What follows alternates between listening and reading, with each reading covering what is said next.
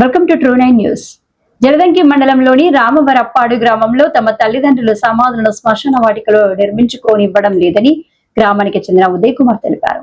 ఈ సందర్భంగా ఆయన విలేకరులతో మాట్లాడుతూ ఇటీవల తమ తల్లిదండ్రులు మరణించడంతో వారి సమాధులు శ్మశాన వాటికలో నిర్మించుకోవడానికి ప్రయత్నించగా రామవరపాడు సర్పంచ్ భర్త టీడీపీ నేత ఉన్నం రవి మీకెందుకు సమాధులు అంటూ తమను అడ్డుకున్నారని తెలిపారు. దళితులమని తమకు న్యాయం చేయాలని పోలీస్ స్టేషన్లో ఫిర్యాదు చేశామన్నారు. పోలీసులు తమకు న్యాయం చేయాలని కోరారు.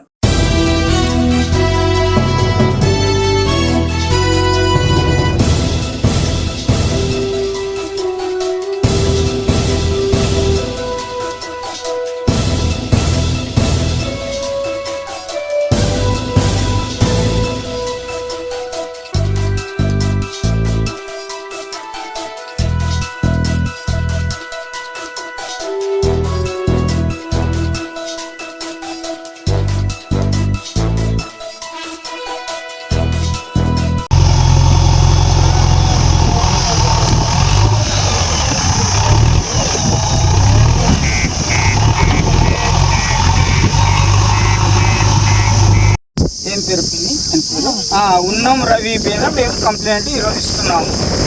దయచేసి మాకు అందరు సహకరించాలని మేము కోరుకుంటున్నాం. నా పేరు బొడ్డు ఉదయ్ కుమార్. నేను మా అమ్మ నాయనలు పోయిన సంవత్సరం డిసెంబర్ 15వ తారీఖు రోజు మా నాయన చనిపోయాడు.